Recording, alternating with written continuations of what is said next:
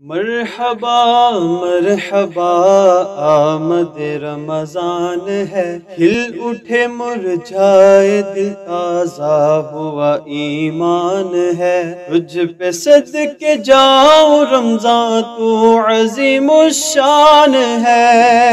تجھ میں نازل حق تعالی نے کیا قرآن ہے۔ رمضان مرحبا رمضان مرحبا رمضان مرحبا رمضان مرحبا۔ اعوذ باللہ من الشیطان الرجیم، بسم اللہ الرحمن الرحیم۔ الصلاۃ والسلام علیک یا سیدی یا رسول اللہ وعلی آلک واصحابک یا سیدی یا حبیب اللہ۔ ناظرین محترم، السلام علیکم ورحمۃ اللہ وبرکاتہ۔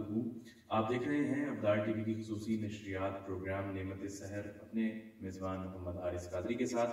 میں اپنی جانب سے اور ابدال ٹی وی کی پوری ٹیم کی جانب سے آپ تمام دیکھنے والوں کا شکریہ ادا کرتا ہوں۔ گزارش کروں گا پروگرام کا جو لنک ہے وہ آپ زیادہ سے زیادہ شیئر کر دیں، تاکہ مزید نئے آنے والے دوست احباب گھروں میں ہماری مائیں بہنیں اس ٹرانسمیشن کا حصہ بن جائیں، اور اپنی قیمتی رائے سے آگاہ کرنے کے لیے ہمیں کمنٹ ضرور کیجیے۔ آج ہمارے اسٹوڈیو میں بڑے خوبصورت مہمان ہمارے ساتھ تشریف فرما ہیں۔ سب سے پہلے ہمیں جوائن کیا ہے قاری حافظ امتیاز علی نقشبندی صاحب نے، آپ کے ساتھ ساتھ مبلغ دعوت اسلامی، عالم اسلام کے عظیم مذہبی اسکالر حضرت علامہ مولانا حاجی محمد عقیل شریف اتاری صاحب نے۔ میں اپنی جانب سے اور ابدال ٹی وی کی پوری ٹیم کی جانب سے آپ کا بھی شکریہ ادا کرتا ہوں کہ آپ نے اپنی قیمتی وقت سے ابدال ٹی وی کو وقت دیا۔ اللہ کریم آپ کے علم و عمل میں مزید برکتیں عطا فرمائے۔ ناظرین محترم، پروگرام کا آغاز تلاوت قرآن حکیم سے کرنے کی سعادت حاصل کر رہے ہیں جناب محترم قاری حافظ امتیاز علی نقشبندی صاحب۔ اعوذ باللہ من الشیطان الرجیم،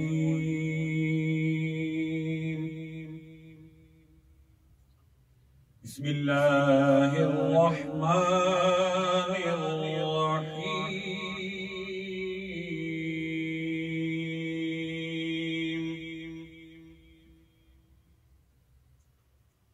ان للمتقین مفازا حدائق وأعنابا وكواعب أترابا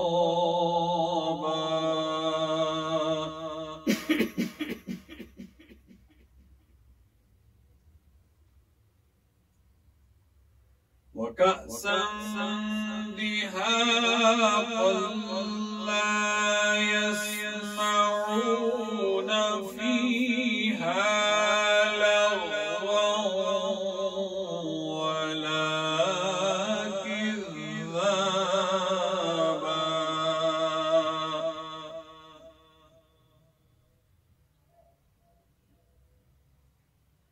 جزاء من ربك عطاء حسابا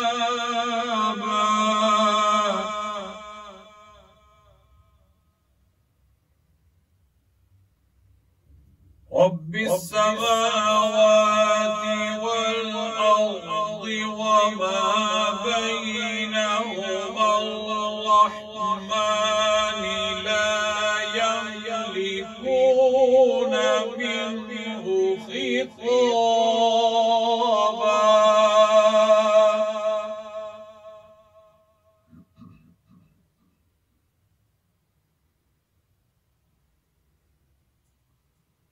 يوم يقوم الروح والملائكة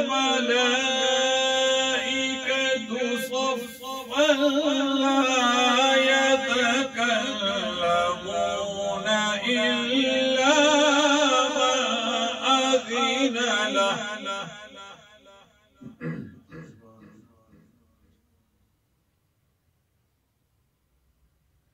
لا يتكلمون إلا من أذن له الرحمن وقال صوابا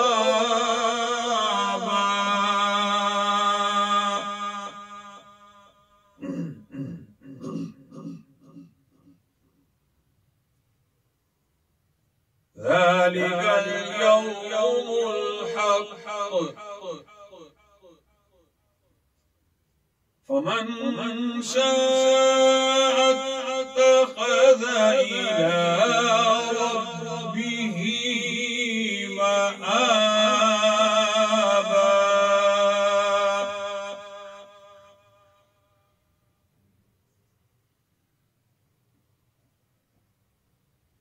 إنا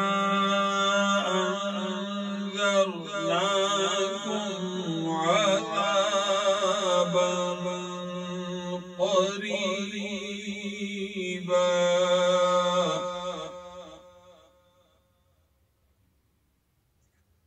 يوم ينظر المرء ما قدمت يداه ويقول الكافر يا ليتني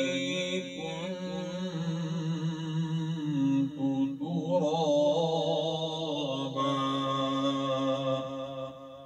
آمنت بالله صدق الله العظيم. ماشاءاللہ بڑی خوبصورت انداز میں تلاوت قرآن حکیم پیش کر رہے تھے جناب محترم قاری حافظ امتیاز علی نقشبندی صاحب. اللہ کریم آپ کے علم و عمل میں مزید برکتیں عطا فرمائیں. انہی کے ساتھ ساتھ ہمیں اسٹوڈیو میں جوائن کیا ہے میرے آقا کے بڑے ہی معروف ثناءخواں جناب محترم محمد وسیم نقشبندی صاحب. آپ ہی سے گزارش کروں گا کہ آپ بارگاہ رسالت میں ہدیہ عقیدت پیش کرنے کی سعادت حاصل کریں. صلی اللہ علیہ یا رسول اللہ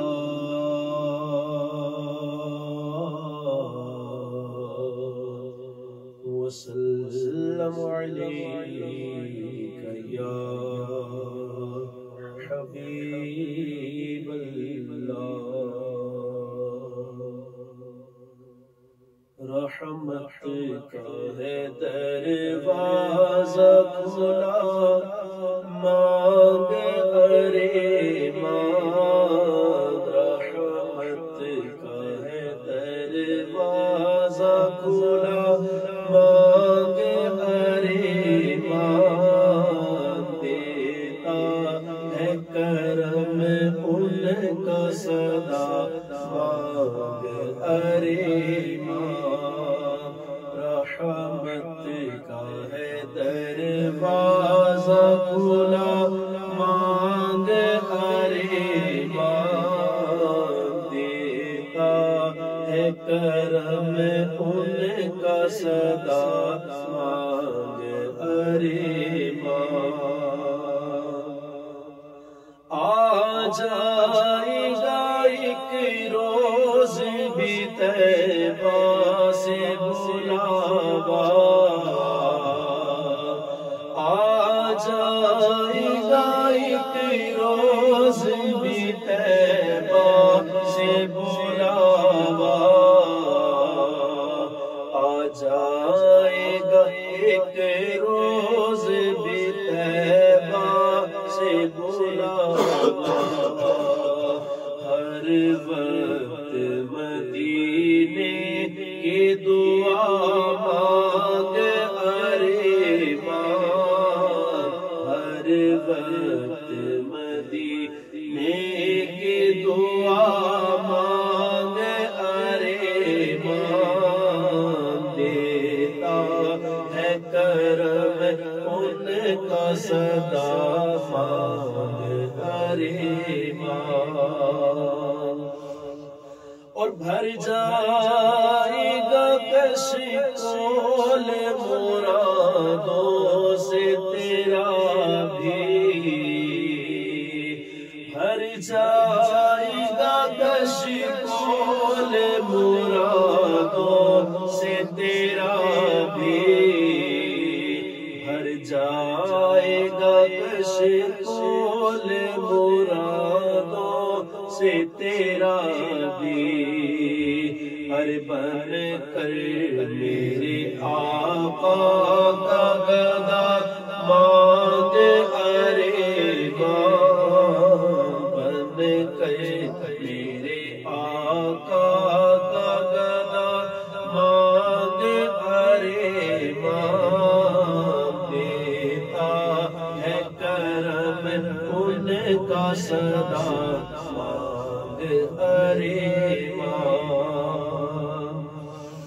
اور مایوس نہ ہو یہ میرے لجپال کا در ہے، مایوس نہ ہو یہ میرے لجپال کا در ہے، مایوس نہ ہو یہ میرے لجپال کا در ہے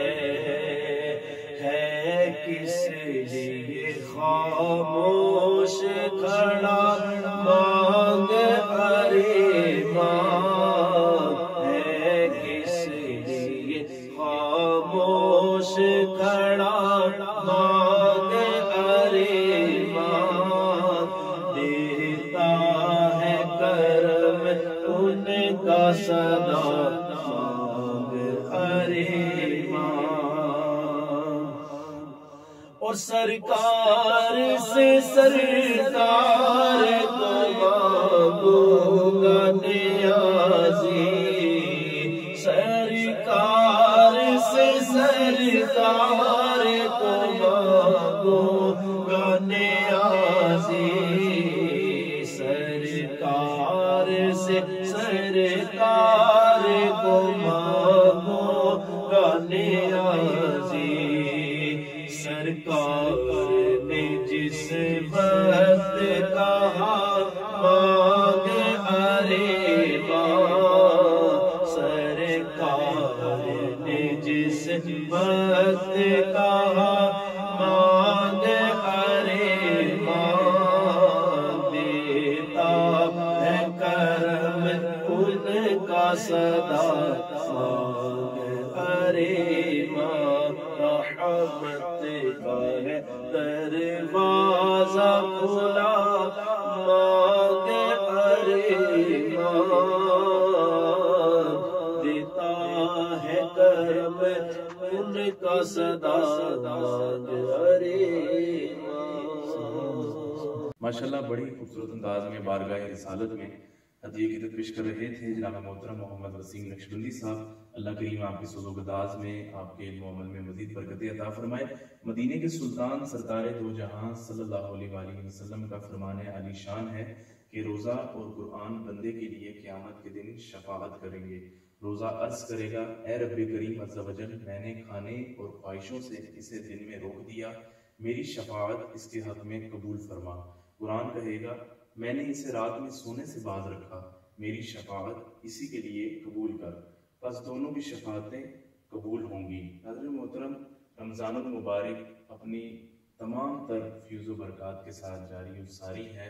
بڑا برکتوں والا مہینہ، بڑی رحمتوں والا مہینہ ہے۔ اس مہینے میں ایک نیکی کا ثواب 70 گنا ہے۔ اسی موضوع پر آج گفتگو کرنے کے لیے ہمارے ساتھ اسٹوڈیو میں موجود علامہ حاجی عقیل شریف اطاری صاحب موجود ہیں۔ ایک بار پھر میں آپ کا شکریہ ادا کرتا ہوں کہ آپ نے اپنی قیمتی وقت سے افطار ٹی وی کو وقت دیا۔ علامہ صاحب، رمضان المبارک کا مہینہ جاری و ساری ہے، کیا کہنا چاہیں گے؟ الحمدللہ رب العالمین والعاقبۃ للمتقین، الصلاۃ والسلام علی سید الانبیاء والمرسلین، اما بعد فاعوذ باللہ من الشیطان الرجیم، بسم اللہ الرحمن الرحیم، الصلاۃ والسلام علیک یا رسول اللہ وعلی آلک واصحابک یا حبیب اللہ، الصلاۃ والسلام علیک یا نبی اللہ وعلی آلک واصحابک یا نور اللہ۔ امیر المؤمنین حضرت سیدنا عمر فاروق اعظم رضی اللہ تعالیٰ عنہ نے فرمایا، بے شک دعا زمین اور آسمان کے درمیان ٹھہری رہتی ہے اور اس سے کوئی چیز اوپر کی طرف نہیں جاتی جب تک تم اپنے نبی اکرم صلی اللہ تعالی علیہ وآلہ وسلم پر درود پاک نہ پڑھ لو۔ صلو علی الحبیب صلی اللہ تعالی علی محمد وعلی آلہ وصحبہ وبارک وسلم۔ افطار ٹی وی کے حاضرین و ناظرین، آج وہ رمضان مبارک کی بابرکت سحری ہے۔ انشاءاللہ آج ہم فیضان تراویح کے حوالے سے کچھ مفید معلومات سننے سنانے کی سعادت حاصل کریں گے۔ رسول اکرم نور مجسم صلی اللہ تعالی علیہ وآلہ وسلم نے ارشاد فرمایا،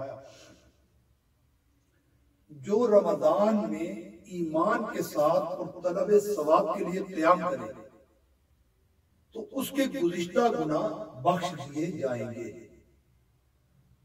مفسر شہید حکیم الامت حضرت مفتی احمد دیار خان علیہ رحمۃ الحنان اس حدیث پاک کے تحت فرماتے ہیں کہ تراویح کی پابندی کی برکت سے سارے صغیرہ یعنی چھوٹے گناہ معاف ہو جائیں گے، کیونکہ گناہ کبیرہ جو ہے، بڑے گناہ جو ہے، یہ توبہ سے اور حقوق العباد جو ہے یہ بندوں سے حقوق معاف کروانے سے ہی معاف ہوں گے۔ فرمان مصطفیٰ صلی اللہ علیہ وآلہ وسلم، بے شک اللہ تبارک و تعالیٰ نے رمضان کے روزے تم پر فرض کیے اور میں نے تمہارے لیے رمضان کے قیام کو سنت قرار دیا، لہذا جو شخص رمضان میں روزے رکھے اور ایمان کے ساتھ حصول ثواب کی نیت سے قیام کرے یعنی نماز تراویح پڑھے، میرے آقا صلی اللہ علیہ وآلہ وسلم نے ارشاد فرمایا وہ گناہوں سے ایسا نکل گیا جیسے ولادت کے دن اس کی ماں نے جنا تھا۔ الحمدللہ الحمدللہ ثم الحمدللہ۔ رمضان المبارک میں جہاں میں بے شمار نعمتیں میسر آتی ہیں، انہی میں تراویح کی سنت بھی شامل ہے، اور سنت کی عظمت کے کیا کہنے ہیں۔ اللہ عز و جل کے پیارے رسول، رسول مقبول، سیدہ آمنہ کے گلشن کے مہکتے پھول، آخری رسول صلی اللہ علیہ وآلہ وسلم کا فرمان جنت نشان ہے، جس نے میری سنت سے محبت کی اس نے مجھ سے محبت کی، اور جس نے مجھ سے محبت کی وہ جنت میں میرے ساتھ ہوگا۔ تراویح یاد رکھیے یہ سنت مؤکدہ ہے، اور اس میں کم از کم ایک بار قرآن کریم ختم کرنا یہ بھی سنت مؤکدہ ہے۔ آج آپ غور کیجیے، بہت سے لوگ سحر اور افطار کر کے روزہ رکھتے ہیں، ٹھیک ہے، نماز تراویح میں جب مسجد میں جائیں تو تعداد میں روزہ داروں والی نظر نہیں آتی، یعنی جتنی تعداد میں روزہ رکھا ہوتا ہے اتنی تعداد مسجد میں نماز تراویح کے لیے نہیں پہنچتی۔ وہ سمجھتے ہیں کہ شاید نماز تراویح کی کوئی اہمیت خاص اس طرح نہیں ہے، جس نے پڑھ لیا ٹھیک ہے، نہیں پڑھا تو کچھ نہیں ہوتا۔ یہ سنت مؤکدہ ہے، اس کا برا ہے۔ اللہ کے محبوب نے اس کی راتوں کو قیام فرمایا، میں نے اپنی سنت بنایا ہے، خود قیام فرمایا تاکہ سنت قائم ہو جائے۔ اب ایک انسان روزہ رکھتا ہے، وہ نماز تراویح نہیں پڑھتا، اپنے تئیں تو اپنے آپ کو روزہ دار سمجھ رہے ہیں، لیکن روزے کی کما حق جو برکات ہے اس کو پانے میں یہ ناکام ہو جائے گا۔ روزے کی برکات کو اگر پانا ہے اس کے لیے نماز تراویح کا پڑھنا یہ ضروری ہے۔ دیکھیے ہمارے بزرگوں میں الحمدللہ رب العالمین کیسا ذوق و شوق تھا تلاوت قرآن اور اس طرح قیام۔ ہمارے امام اعظم سیدنا امام ابو حنیفہ رضی اللہ تعالیٰ عنہ یہ رمضان المبارک میں 61 قرآن پاک کا ختم فرمایا کرتے تھے، 30 ختم نماز شریف دن میں، 30 رات میں، اور 1 قرآن نماز تراویح کے اندر۔ آپ رضی اللہ تعالیٰ عنہ نے 45 برس تک عشاء کے وضو کے ساتھ نماز فجر ادا فرمائی۔ ایک روایت کے مطابق امام اعظم ابو حنیفہ رضی اللہ تعالیٰ عنہ نے زندگی میں 55 حج کیے، اور جس مکان میں آپ نے وفات پائی اس میں آپ نے 7000 بار ختم قرآن کیا تھا۔ میرے آقا حضرت امام اہل سنت الشاہ امام محمد رضا خان علیہ رحمۃ الرحمن فرماتے ہیں، امام الائمہ سیدنا امام اعظم ابو حنیفہ رضی اللہ تعالیٰ عنہ نے 30 برس کامل ہر رکعت میں ایک قرآن پاک کا ختم فرمایا. سلف صالحین علماء کرام کو آپ غور کریں گے تو مدار الشریعہ امام عبد الوہاب شعرانی قدس سرہ نورانی میں سیدی علی مرصفی رحمت اللہ تعالی علیہ نے ایک رات میں 3,60,000 ختم فرمائے. امیر المومنین مولا کائنات علی المرتضی شیر خدا کرم اللہ تعالی وجہہ الکریم، اللہ تبارک تعالی نے آپ کو ایسی توفیق عطا فرمائی ہوئی تھی کہ الحمدللہ رب العالمین آپ بایاں پاؤں رکاب میں رکھ کر قرآن مجید شروع فرماتے تو دایاں پاؤں رکاب تک نہ پہنچتا تھا کہ کلام شریف ختم ہو جائے گا. یہ اعزاز ہے. ہمیں بھی غور کرنا ہے. اب یہ ممکن ہے نفس و شیطان بعض اوقات توجہ دلاتے ہیں کہ ایک دن میں اتنے ختمات کیسے ممکن ہے. یاد رکھیے گا کہ یہ اولیاء کاملین کی کرامات ہوتی ہیں، اور کرامت یا معجزہ جو ہوتا ہے، معجزہ اور کرامت یہ اسی بات کو کہتے ہیں جو عادتاً محال ہے، عقل نہ مانتی ہو کہ یہ کام ہو سکتا ہے، لیکن وہ کام ہوتا ہے. یہ عام آدمی نہیں کر سکتا، یہ اللہ کے نیک بندے کرتے ہیں. آج کل نماز تراویح کے اندر ایک بات جو اور بھی ہوتی ہے، خاص کر حفاظ کرام کو اس کی طرف بڑی توجہ دینی ہے. دینی معاملات میں سستی کے سبب قرآن کریم کو زیادہ سے زیادہ پڑھنے کے حوالے سے بعض اوقات الفاظ کو چبا چبا کر قرآن پاک کو پڑھتے ہیں، یعنی الفاظ چب جاتے ہیں. ترتیل کے ساتھ ٹھہر ٹھہر کر قرآن پاک کی تلاوت کرنا چاہیے. ابھی ہمارے یہاں معاشرے میں بھی کوئی دستور ایسا بن گیا ہے کہ جو حافظ صاحب جلد قرآن پاک سناتے ہیں ان کے پیچھے لوگ بھاگتے ہیں، یار یہ جلدی ختم کر دیتے قرآن پاک. ایسا نہیں ہے. اب قرآن کی تلاوت اس کی سنیں جو ٹھہر ٹھہر کے پڑھتے ہیں. آپ دیکھیں، آپ نے سحری کے مزے لیے، آپ نے افطار کے مزے لیے، اب آپ تلاوت قرآن کے مزے بھی لیں. بزرگوں سے ہم نے سنا ہے کہ جو کام کرو نا، دین کا کام کرو، مزے لے لے کر کرو. یہ تھکاوٹ والا کام نہیں ہے. کس کی بارگاہ میں کھڑے ہیں؟ ذرا غور تو کریں. اللہ تبارک تعالیٰ کی بارگاہ میں. اور جب تراویح پڑھ رہی ہے تو پورے چاقو چوبند چست ہو کر پڑھے. یاد رکھیے گا، قرآن مجید کو آہستہ آہستہ ٹھہر کر پڑھنا ایسا ہے کہ ایک ایک لفظ جو ہے نا وہ جدا جدا ہو جائے، حرف جدا جدا ہو جائے، الفاظ کو پہچانا جا سکے. اس کو کہتے ہیں ترتیل کے ساتھ ٹھہر ٹھہر کر قرآن پاک پڑھنا.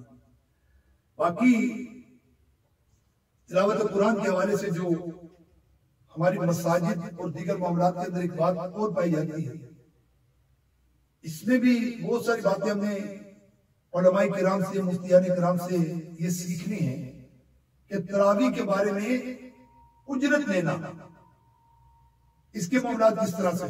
یاد رکھیے، قرآن کریم پڑھنے پڑھانے والوں کو اپنے اندر اخلاص پیدا کرنا ضروری ہے. حافظ اپنی تیزی دکھانے، خوش آوازی کی داد پانے اور نام چمکانے کے لیے قرآن کریم پڑھے گا تو ثواب تو دور کی بات، الٹا حب جاہ اور ریاکاری کی تباہ کاری میں پڑ جائے گا. اس کا اجرت اور لین دین بھی نہ ہو، اور طے کرنے ہی کی اجرت نہیں کہتے، بلکہ یہاں پر تراویح پڑھانے آتے ہیں، ان کو معلوم ہوتا ہے کہ کچھ نہ کچھ ملے گا. اب یہ طے نہ ہوا، یہ بھی اجرت ہے. اور اجرت یہ صرف رقم کا نام نہیں ہے، بلکہ کپڑے، اناج، غلہ وغیرہ یہ سب اجرت کی اجرت ہے. ہاں، حافظ صاحب اپنی اچھی نیت کے ساتھ اگر آئیں، میں کچھ نہیں لیتا، پڑھوانے والے کو پھر اپنی خوشی کے ساتھ کچھ دے دیں تو الحمدللہ رب العالمین اس میں حرج بھی نہیں ہے. انما الاعمال بالنیات کے عمل کا دار و مدار یہ نیتوں پر ہے. تو اس طرح میں کچھ معاملات جو آپس میں اس کے بھی طے کرنے چاہیے.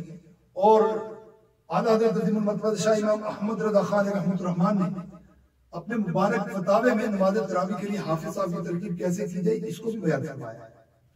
اب فرماتے ہیں مسجد کمیٹی والے جو ہیں یہ حافظ صاحب سے اجرت طے کریں کہ ماہ رمضان المبارک میں نماز عشاء کی امامت پر انہیں اجارے پر رکھ لیں اور ساتھ ہی نماز تراویح پڑھانے کا بھی کہہ دیں۔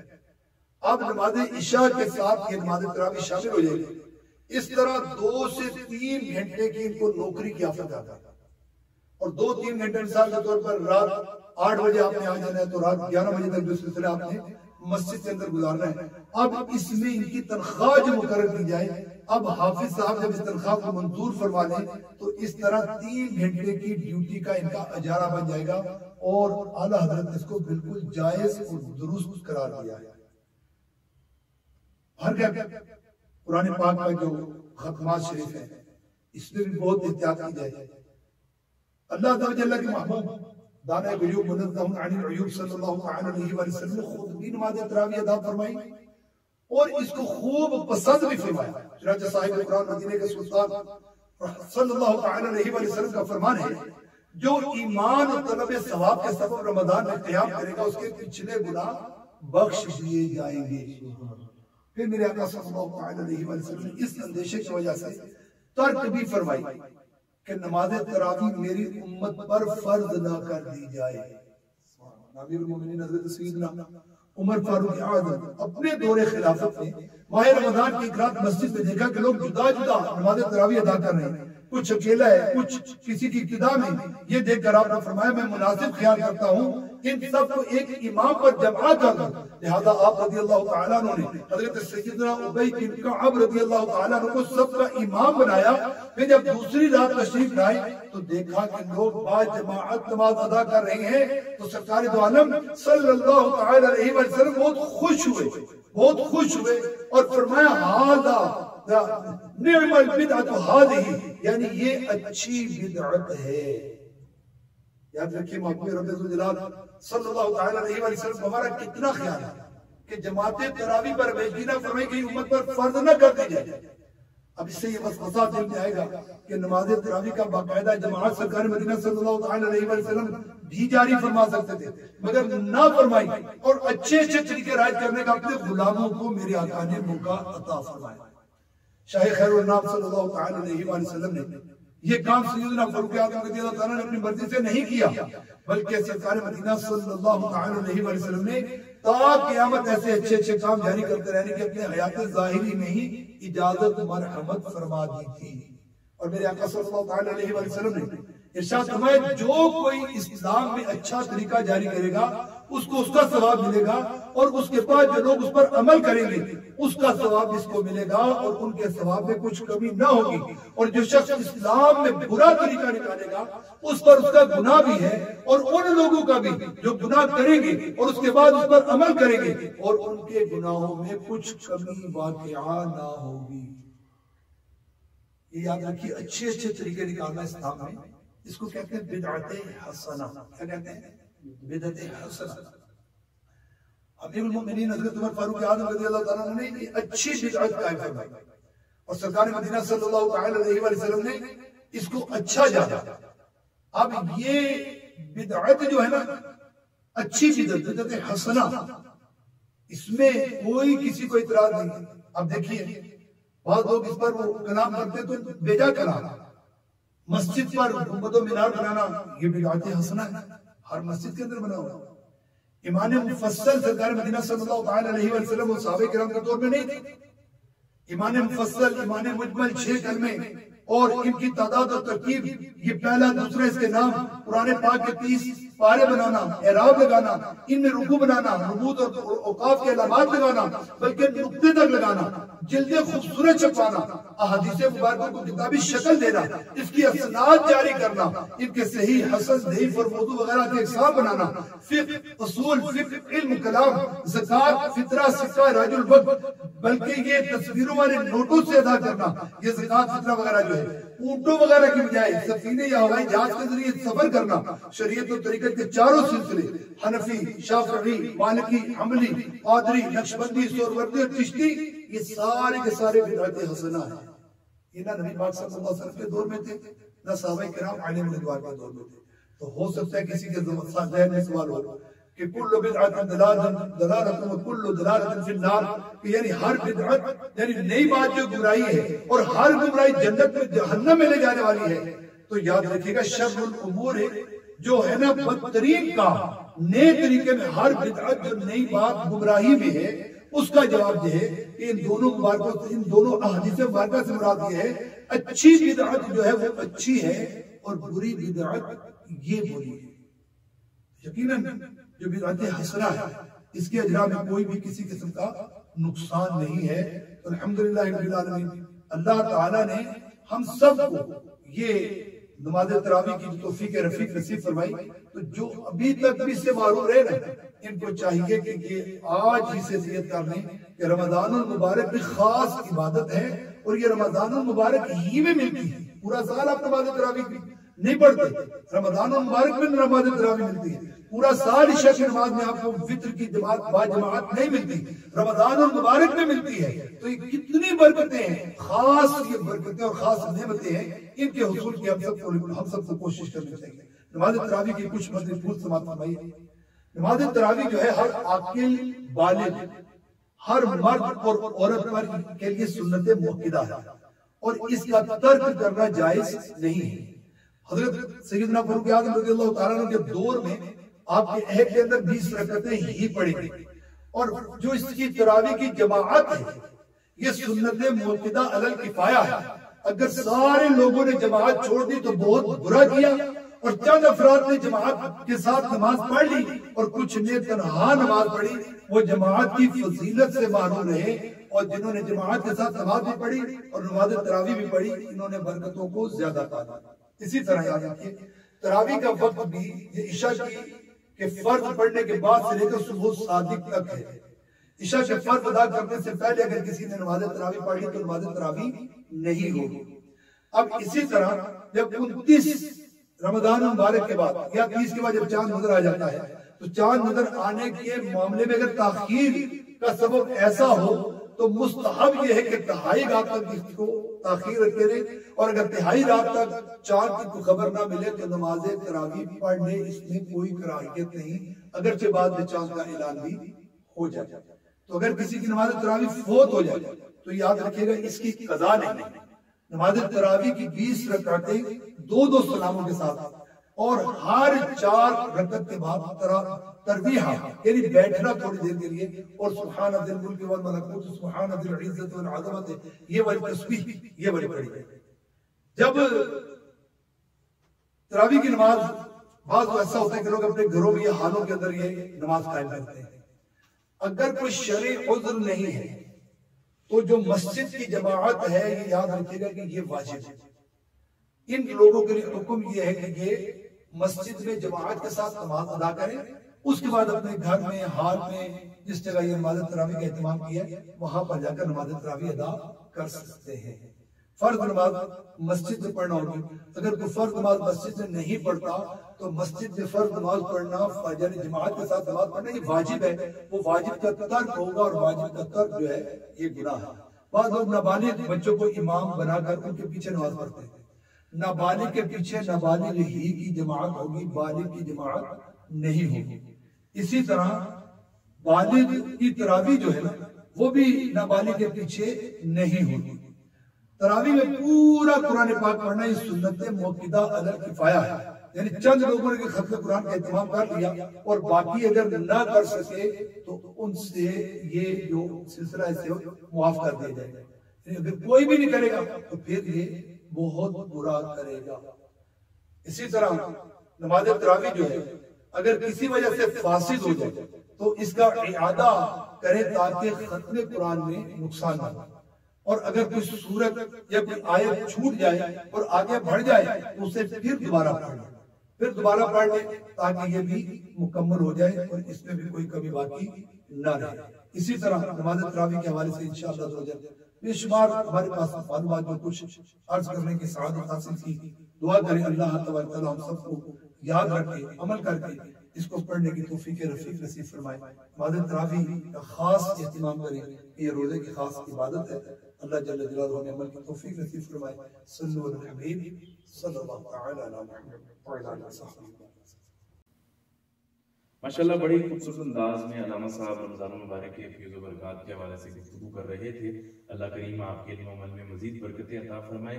ناظرین محترم، اسی کے ساتھ ساتھ آج کے پروگرام کا وقت ختم ہوا جاتا ہے. آپ سے ملاقات ہوگی انشاءاللہ اگلے پروگرام میں ایک نئے موضوع کے ساتھ، کچھ نئے مہمانوں کے ساتھ. تب تک کے لیے اپنے میزبان محمد حارث قادری کو اجازت دیجیے. اللہ حافظ.